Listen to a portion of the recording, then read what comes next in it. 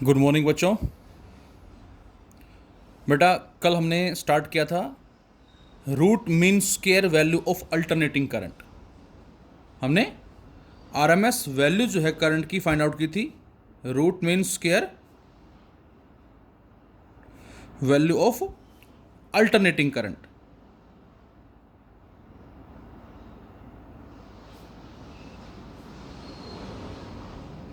और इससे पहले हमने जो स्टडी किया था वो स्टडी किया था मीन वैल्यू और we can say average value of alternating current as well as alternating voltage.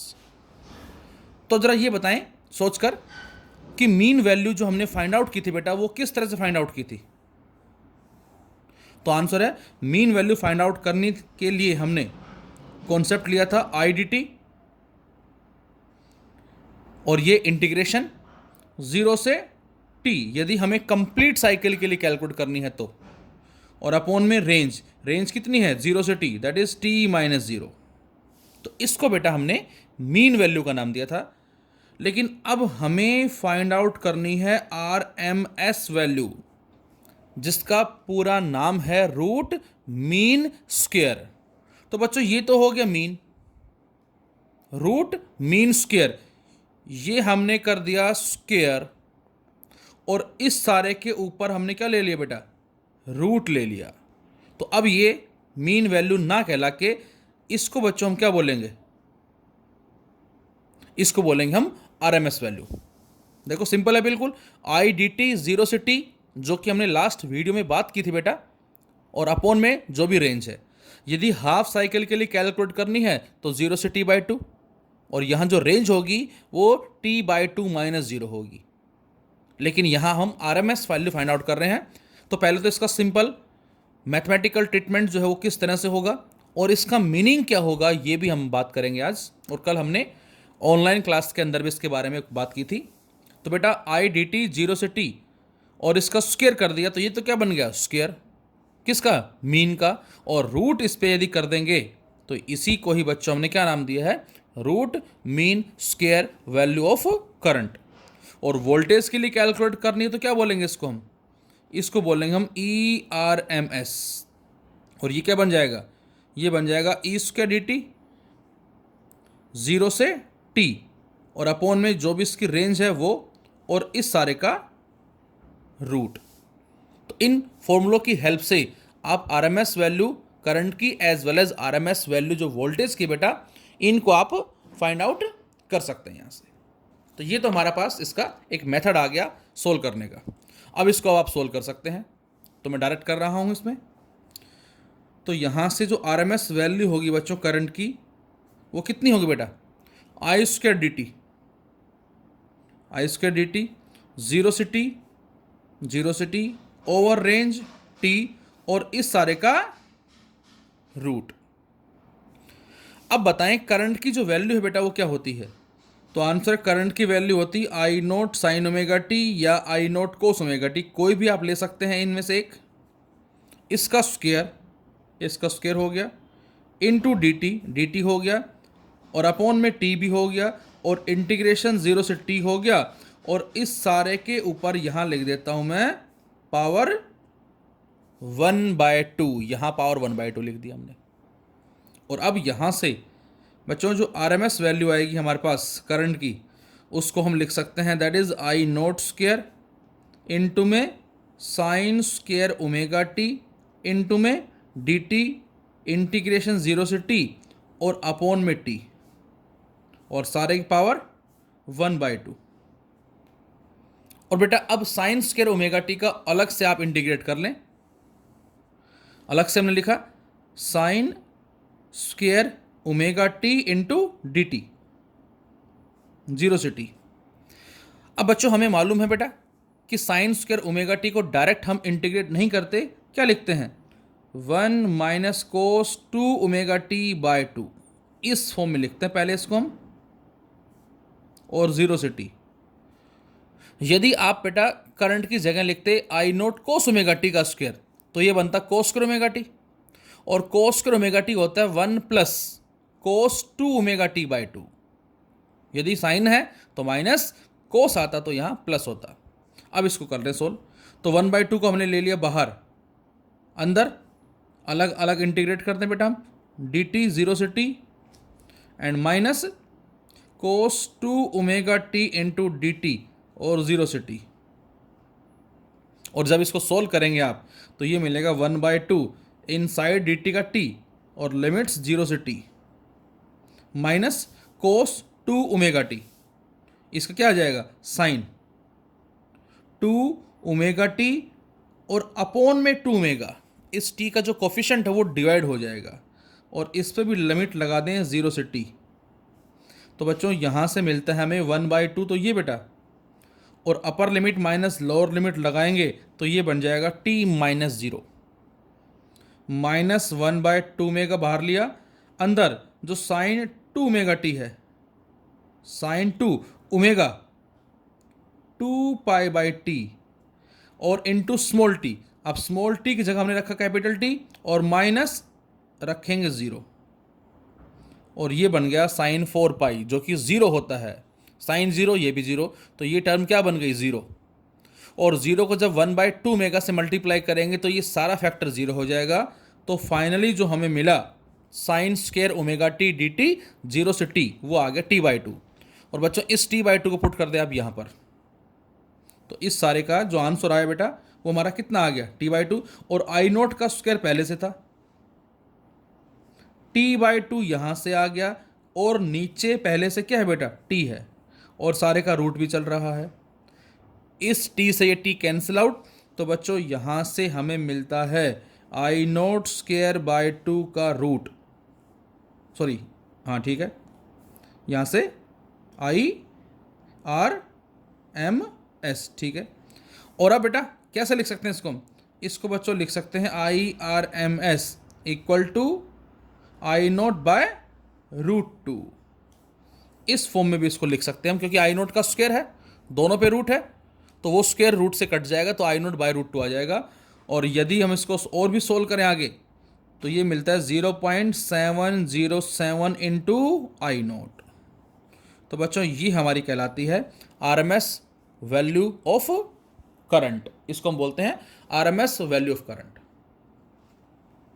अब इसी तरह से यदि मैं आपसे कहता हूं कि बेटा हमें फाइंड आउट करनी है क्या RMS वैल्यू ऑफ वोल्टेज, तो आप कैसे फाइंड आउट करेंगे।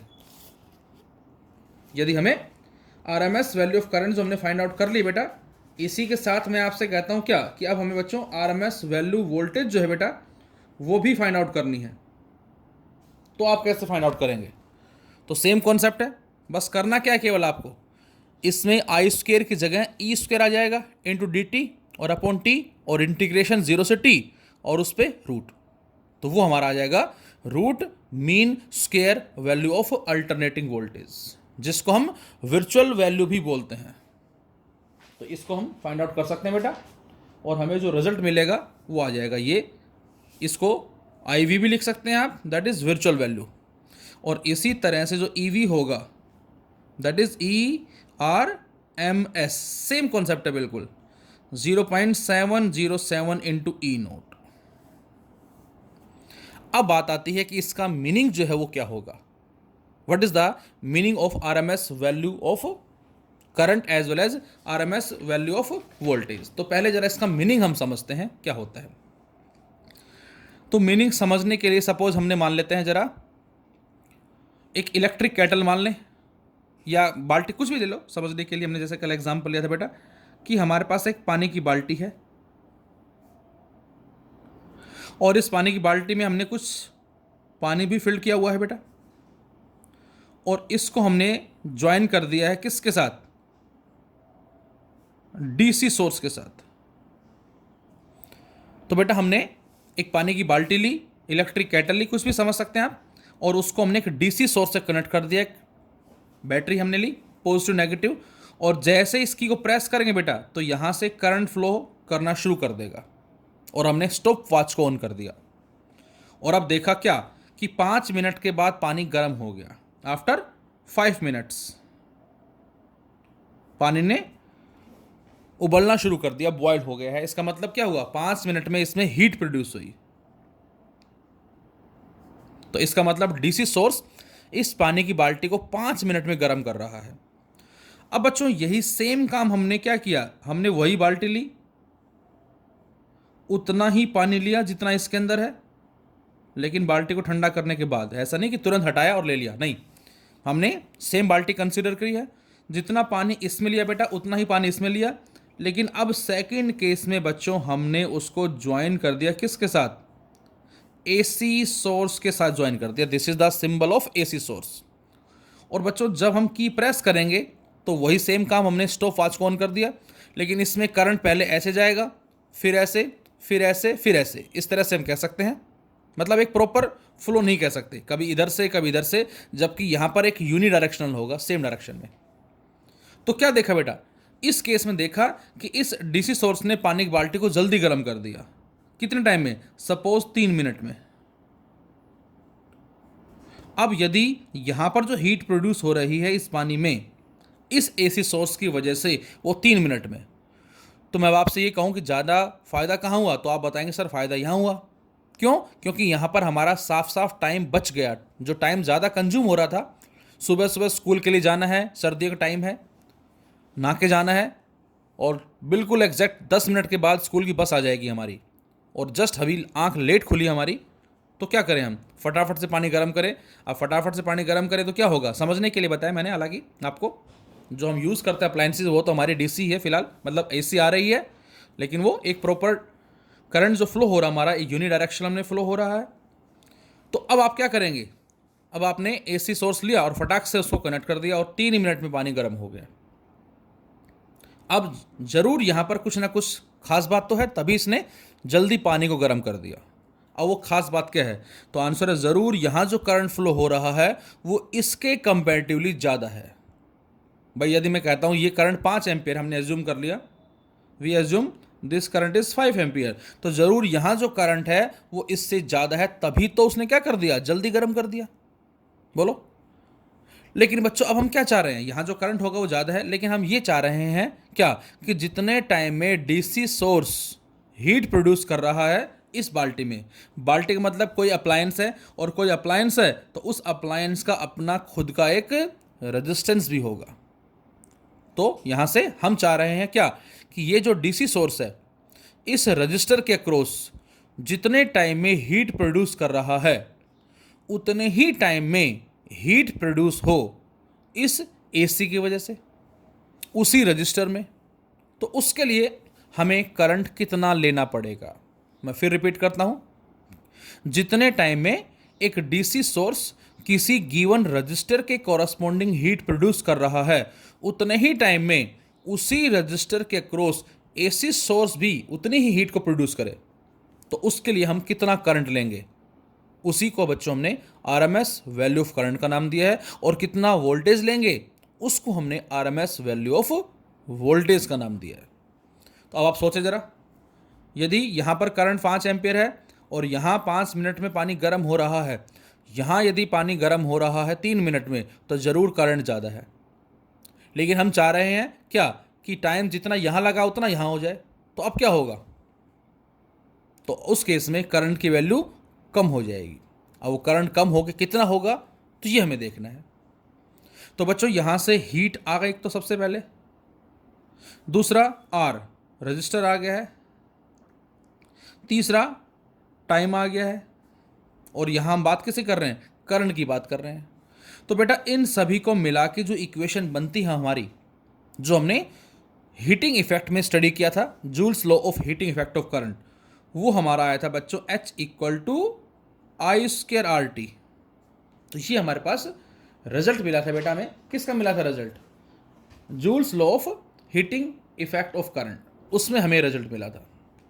तो यहां पर जितने टाइम में एक डीसी सोर्स किसी रजिस्टर के कॉरस्पॉन्डिंग हीट प्रोड्यूस कर रहा है उतने ही टाइम में एक एसी सोर्स जो है वो उसी रजिस्टर के कॉरस्पॉन्डिंग हीट प्रोड्यूस करे, तो उसके लिए हमें कितना करंट लेना होगा, या ये कहें कितना वोल्टेज लेना पड़ेगा, that denotes the RMS value of alternating current, और we can say RMS value of alternating voltage.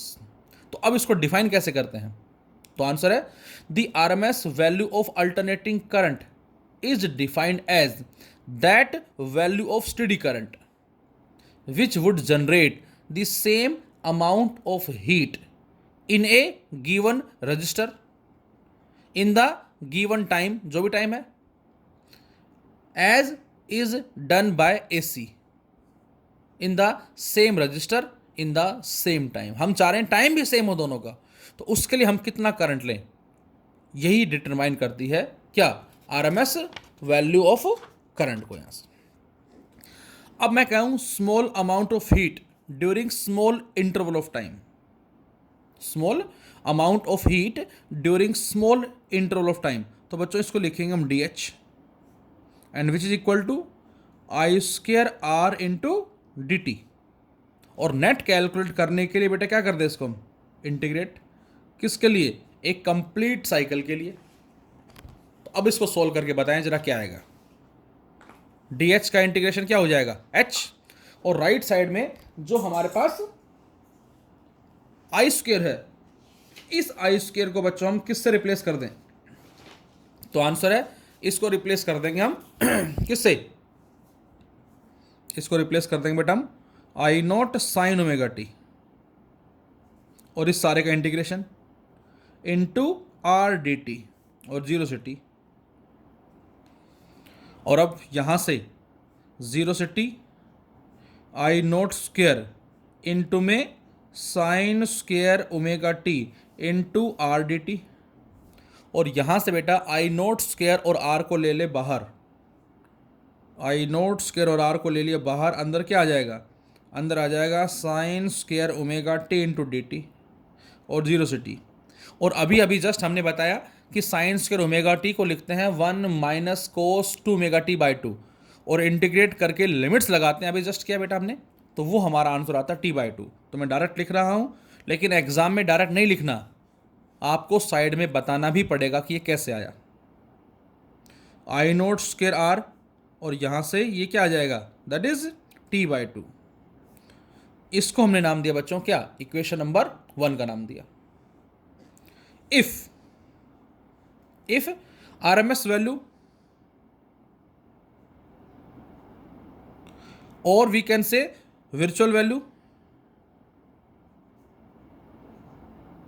if RMS value or virtual value of AC is IRMS बोलते हैं इसको, चाहे हम, या इसको हम IV बोल दें, हम एक ही बात है, देन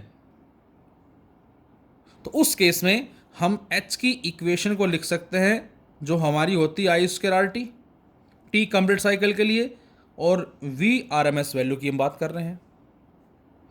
तो यदि हम इक्वेशन फर्स्ट और इक्वेशन सेकंड को कंपेयर करते हैं तो हमें क्या मिलता है, तो हमें मिलता है IV²RT equal to I0² RT/2, ये इससे कैंसिल आउट हो जाएगा, और यहाँ से IV बराबर किसके आ जाएगा बेटा, I0 अपॉन में √2 या 0.707 इंटू में I0, ये हमारे पास आ जाएगा RMS वैल्यू ऑफ करंट।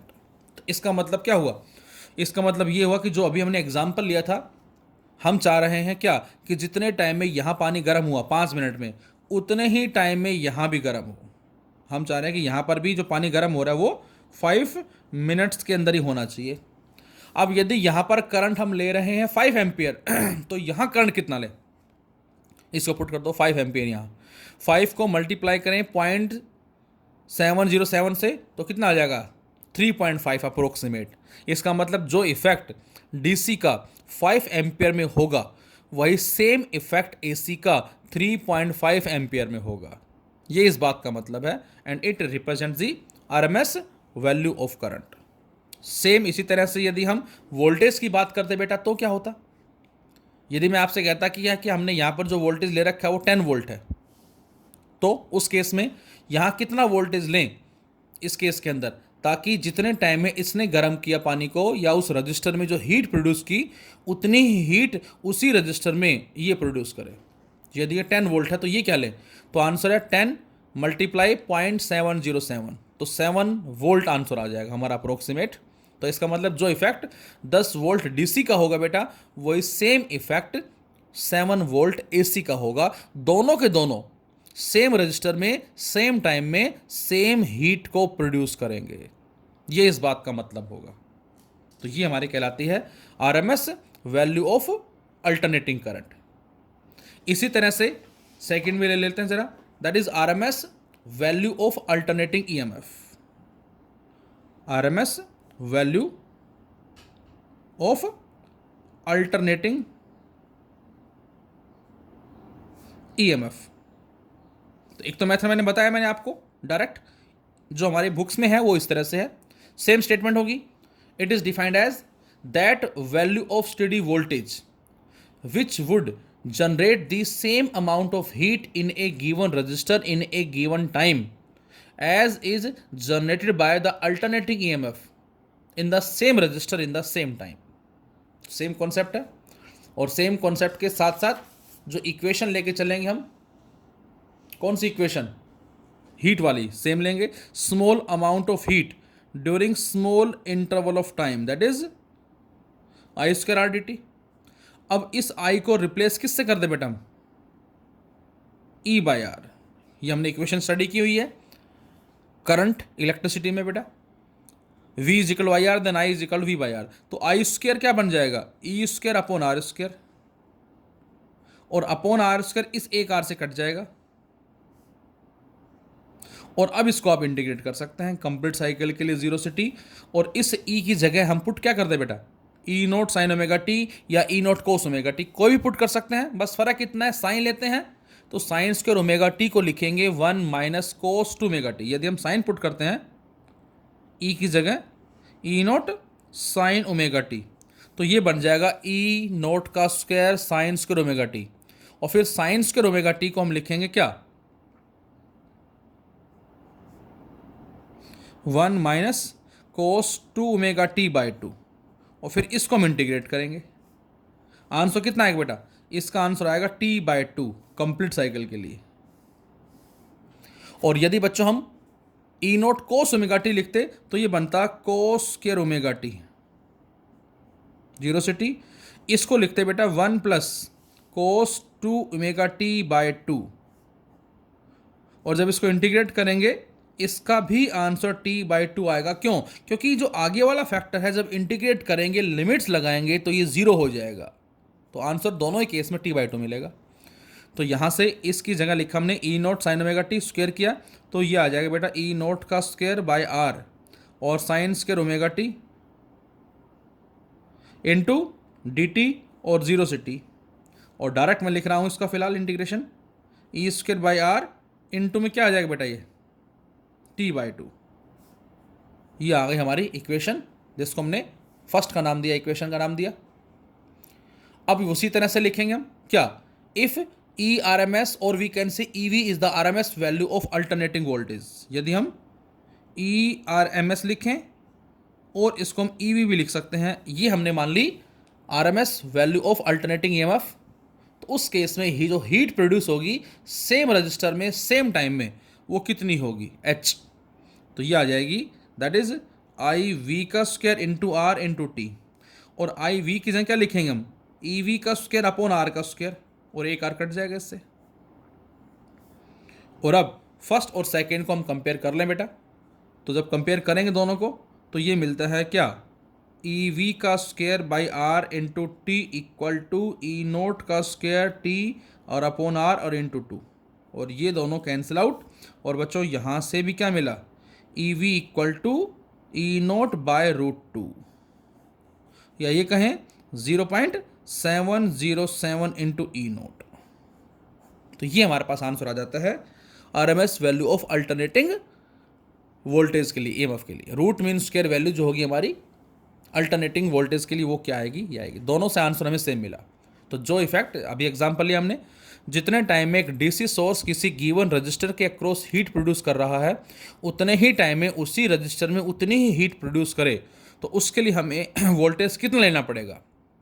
मैं कहता हूँ डीसी 10 वोल्ट है तो ये 10 इंटू 0.7 7 वोल्ट लेना पड़ेगा। डीसी 20 वोल्ट है, अब डीसी 20 वोल्ट वो फिक्स है क्योंकि डीसी का जो ग्राफ है वो हमारा ये है, ऐसा नहीं कम ज़्यादा नहीं हो रहा, कम ज़्यादा हो रहा है, फ्लक्चुएट हो रहा है उसमें, लेकिन जो हम एक मैक्सिमम वैल्यू लेके चलते हैं वो ये हमारी है। जबकि इस आरएमएस के केस के अंदर क्या होगा, यदि आपसे कहा जाए कि हमारे घर में जो सप्लाई आ रही है वो कितनी आ रही है, तो आंसर है 220 volt, and which is known as RMS value of voltage. जो सप्लाई आ रही है बेटा वो क्या है बेटा, that is RMS value of voltage है। अब जो सप्लाई आ रही है, आरएमएस वैल्यू ऑफ वोल्टेज आ रही है, आपसे कहा जाए उस एसी की पीक वैल्यू बताओ, मैक्सिमम वैल्यू बताओ, एम्पलीट्यूड बताओ, तो इस रिलेशन से ई नोट कितना आएगा बेटा, ई नोट आ जाएगा √2 इंटू ईवी, और ईवी कितना है 220, तो √2 इंटू में 220, और बच्चों जब इसको सोल्व करते हैं हम तो हमारा कितना आता है 311 वोल्ट, 311। अब 311 का मतलब +311 एज वेल एज -311, इस तरह से ये हमारा +311 है, ये -311। प्लस माइनस क्यों बोल सकते हैं, क्योंकि यहां से हमारे पास जो वैल्यूज आई थी ये, दैट इज ईवी का स्क्वायर बराबर ई नोट का स्क्वायर बाय 2, तो ईवी बराबर आप चाहें तो यहाँ प्लस माइनस भी लिख सकते हैं कुछ इस तरह से, प्लस माइनस। तो ये 311 वोल्ट हमारी प्लस माइनस आ जाएगी। इसका मतलब क्या हुआ, यदि डीसी की बात करते हैं 220 वोल्ट फिक्स है, लेकिन एसी के अंदर जो पीक वैल्यू है वो 311 वोल्ट है, और इस रीजन से ही बच्चों हम बोलते हैं क्या, एसी जो है is more dangerous as compare to DC. तो ये हमारा कहलाता है root mean square value of alternating current as well as alternating voltage. दो तरह से फाइंड आउट कर सकते हैं, एक मीन निकाला था जो हमने पहले, उसका स्क्वायर कर दिया, उसके बाद उसका रूट कर दिया, और दूसरा मेथड जो मैंने बताया जो हमें अक्सर बुक्स में भी इसी तरह से गिवन होता है, तो जैसा आपको ईजी लगे उस तरह से इसको हम कर सकते हैं यहाँ से। अब नेक्स्ट जो हमारा टॉपिक होगा उसमें हम AC circuit containing register only, inductor only, capacitor only, single case study करेंगे, उनका इम्पैक्ट देखेंगे क्या होगा वोल्टेज और करंट के रेस्पेक्ट में, बड़ा इंटरेस्टिंग टॉपिक है। और उसके बाद हम उन तीनों को आपस में कंबाइन करके या फिर उसके बाद कोई भी दो को आपस में ज्वाइन करके सीरीज कम्बिनेशंस के रेस्पेक्ट में रिजल्ट्स जो है, रेजिस्टेंस जो है वो फाइंड आउट करेंगे, इंपेडेंस फाइंड आउट करेंगे। Thank you.